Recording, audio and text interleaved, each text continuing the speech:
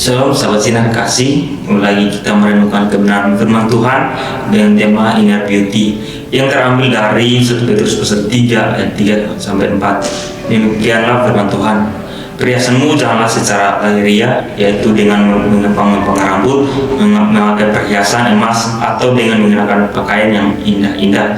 Tetapi perhiasanmu ialah manusia batinia yang tersembunyi dengan perhiasan yang tidak binasa, yang berasal dari roh yang lemah, lembut, dan tentram, yang sangat berharga di mata Allah.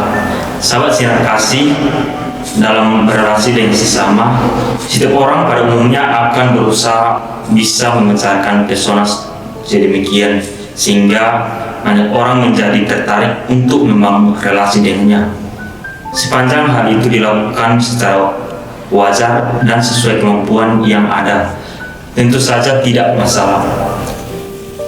Namun yang sering terjadi justru adalah pemaksaan diri yang akhirnya justru menghancurkan dirinya.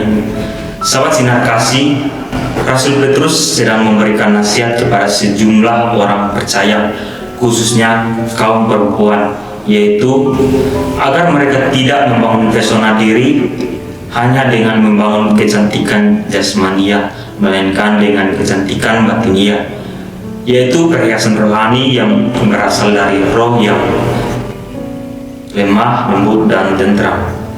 Hal itu sangat berharga di hadapan Allah.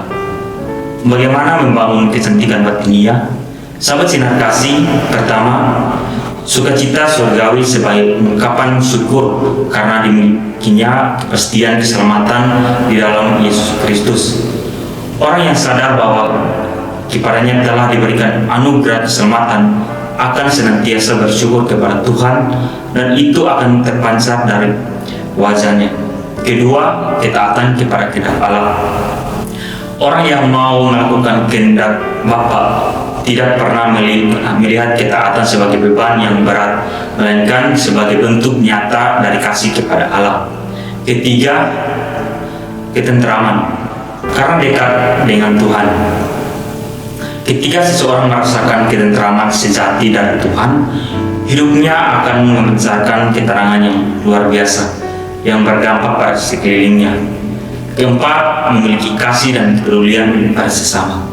Hal ini hanya dimiliki oleh orang yang telah mengalami kasih dan kemurahan Tuhan dalam hidupnya. Itulah kecantikan batinia. Tuhan Yesus memberkati.